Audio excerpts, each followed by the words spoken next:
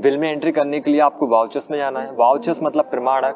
प्रमाणक वह होते हैं लेन देन के समय जो डॉक्यूमेंट्स लिए और दिए जाते हैं, उन डॉक्यूमेंट्स को प्रमाणक या वाउचर बोला जाता है।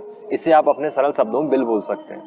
यहाँ पे हमारे पास सभी तरह के बिल मौजूद हैं, तो आप जौन सी एंट्री कर रहे हैं उसी का बिल आप चूज करें। जैसे अगर आप परचेस की एंट्री कर रहे हैं, यानी आप माल खरीद रहे हैं, तो आप F9 दबा के परचेस का वाउचर सिलेक्ट करेंगे। और अगर आप माल बेच रहे हैं तो F8 दबाकर सेल्स का वाउचर सिलेक्ट करेंगे। यहाँ की लिखी हुई है, आप देख पा रहे हैं मेरे राइट साइड पे। ऐसे ही अगर आप पैसे रिसीव कर रहे हैं तो रिसीप्ट में एंट्री करेंगे, और ऐसे ही अगर आप भुगतान कर रहे हैं तो पेमेंट में एंट्री करेंगे। तो चलिए देखते हैं कौन सी एंट्री कौन से वाउचर में जाती है। वापस से हम एंट्री को खोलते हैं, क्योंकि अभी एंट्री के आधार पर हमने अकाउंट्स खोले थे, अब एंट्री करना तो बाकी है। एंट्री तभी होती है जब अकाउंट्स होते हैं, तो मैंने अकाउंट्स तो बना दिया, अब एंट्री और करना है। तो चलिए देखते हैं। सबसे पहली एंट्री है, रूपेश ने व्यापार प्रारंभ किया 2 लाख रुपए से। मतलब पहली एंट्री मेरी ये है कि 1 अप्रैल को मुझे 2 लाख की एंट्री करनी है। चलिए करते हैं। तो पहले तो पैसा आ रहा है मेरे बिजनेस में, तो मैं एंट्री के लिए वाउचर सिलेक्ट करूंगा रिसीव। रिसीव मैंने क्यों लिया?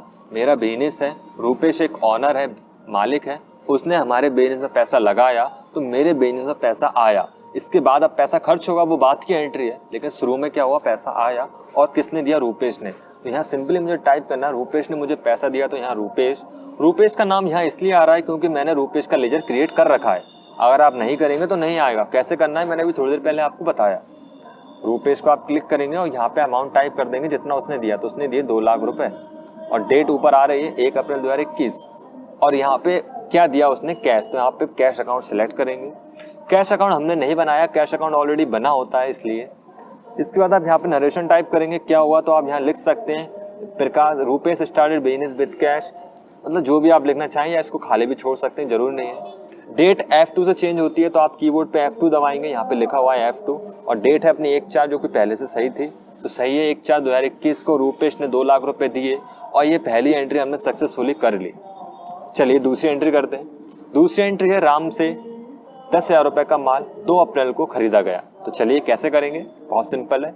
चूंकि यहाँ पैसे प्राप्त नहीं हो रहे, हमने माल खरीदा है, और माल खरीदा की एंट्री परचेस में करते हैं, इसलिए आप दबाएंगे F9। और अब यहाँ पे आपको एक काम जरूर करना है, आप इसमें ध्यान रखें, आपको डेबिट और क्रेडिट की विंडो में काम करना है। यहाँ पे डेबिट और क्रेडिट की विंडो नहीं आ रही, तो आप Ctrl+H दबा के डेबिट और क्रेडिट लेके आएंगे। Ctrl+S दबाएं और एज ए वाउचर सिलेक्ट कर ये देखिए यहाँ डेबिट और क्रेडिट आने लगा, तो अब आपका काम आसान हो जाएगा। ये देखिए डेबिट और क्रेडिट आने लगा, तो Ctrl+S जरूर दबा के मोड चेंज कर लें इसका। वो 2 मोड भी हम आगे भी करने वाले हैं। किससे माल खरीदा हमने? राम से, तो राम का अकाउंट चूज करें। ये डिटेल आप भरना चाहें तो भर सकते हैं, अदरवाइज अभी छोड़ सकते हैं, कोई ज़्यादा बड़ा नहीं है ये। कितने रुपए का माल खरीदा हमने? 10,000 का। इसके बाद आप यहाँ पे चूज करेंगे परचेज अकाउंट। देखिए आपके सामने ऑलरेडी आ चुका है, मैं बना चुका हूँ वहाँ पे। अगर आपका नाम यहाँ नहीं आ रहा, मतलब आपने अकाउंट नहीं बनाया या गलत बनाया, तो आप इसको सही कर लें या बना लें। बनाने के लिए ऊपर आप ऑप्शन देख रहे हैं क्रिएट, यहाँ से बना सकते हैं, या Alt+C का यूज भी कर सकते हैं। और ये दूसरी एंट्री मेरी हो गई। 1 मिनट, इसकी डेट और चेंज करते हैं। F2 दबाएंगे और 2 अप्रैल। तो देखिए 2 अप्रैल को मैंने ये माल खरीद लिया। चलिए तीसरी एंट्री की ओर बढ़ते हैं। 3,000 रुपए का 2 अप्रैल को फिर से माल खरीदा, तो इस बार नाम नहीं दिया, तो मतलब हमने नगद खरीदा। अब ये क्या मैटर है, तो पहले क्या था? उधार था। कैसे पता? वहां तो उधार लिखा नहीं था। देखिए अगर नाम आ जाए तो उधार है, और नाम ना आए तो नगद है। आप दुकान पे गए, उदाहरण समझा रहा हूँ आपको, आप दुकान पे गए, आपने बोला कि चावल दे दो 1 किलो, आपने उसको पैसे दिए, उसने आपको चावल दिए, उसने आपका नाम नहीं पूछा। क्यों नहीं पूछा? क्योंकि आप नगद व्यवहार कर रहे हैं, नगद में नाम नहीं पूछा जाता। लेकिन आप भाई उसी दुकान पे उधार खरीदेंगे तो वो आपका नाम नोट कर लेगा उसकी डायरी में, उसके अकाउंट्स में, ताकि वो आपका हिसाब रख सके। तो नाम से एंट्री तभी होती है जब उधार होता है, नगद में नाम से एंट्री नहीं होती है। तो ऊपर वाली एंट्री नाम से हो रही है इसलिए उधार है, नीचे वाले में नाम नहीं आ रहा क्योंकि ये नगद है। तो नगद में आप नाम की जगह कैश यूज करेंगे, डिटेल भरेंगे जो भी आपके पास है, नहीं है तो अभी इग्नोर करें, कोई ज़रूरी नहीं है ये। इसके बाद आप अमाउंट टाइप करेंगे, मैं अमाउंट चेक कर लेता हूँ, यहाँ अमाउंट है 3,000, और परचेस में परचेस ही आएगा क्योंकि आप माल खरीद रहे हैं। डेट आप चेंज कर दें, 2 अप्रैल ही है तो सही है, और सेव। तो मैंने 3 एंट्री कर दी। अगली एंट्री पढ़ते हैं भवन खरीदा। अब आप ध्यान रखें, आपने माल नहीं खरीदा। अगर आपकी एंट्री में दिखाई दे माल खरीदा तो आप परचेस करेंगे, लेकिन यहाँ लिखा है भवन, और भवन होती है संपत्ति। माल वो होता है जो बेचने के लिए खरीदा जाए, जबकि भवन वह है जो हम यूज करेंगे, उसका तो वो पेमेंट कर रहे हैं हम उसको यूज़ करना है F5 पेमेंट से। यहाँ आएगा बिल्डिंग और वो अमाउंट टाइप करें जो आप यहाँ देना चाहते हैं। तो मैंने बिल्डिंग खरीदी, मान लीजिए वहाँ पे मैं रेट देख लेता हूँ कितने में है रेट।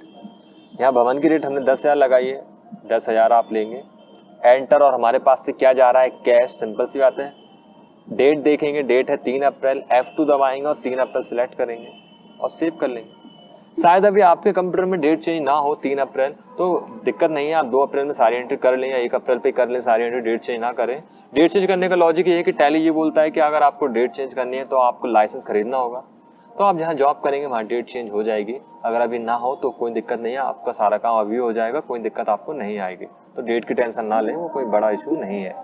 देखिए ये मेरा कंपनी में पेमेंट मैंने कर दिया। तो चलिए अगली एंट्री करते हैं। नगद वेतन दिया तो फिर से भुगतान करना पड़ेगा मुझे। वेतन मतलब सैलरी, सैलरी का अकाउंट में बना चुका हूँ। सैलरी कितनी देनी है भाई, मैं अमाउंट चेक कर लेता हूँ। सैलरी मैंने दी है 2500। अब मैं भी डेट चेंज नहीं कर रहा हूँ ताकि आपको समझने में दिक्कत ना आए। आप डेट चेंज कर सकते हैं F2 से जब भी करना चाहें। 2500 मेरे पास से क्या गया, कैश, और ये एंट्री भी हमने सक्सेसफुली कर दी। अगला देखते हैं, यहाँ पे एंट्री है 8,000 रुपये का माल बेचा गया।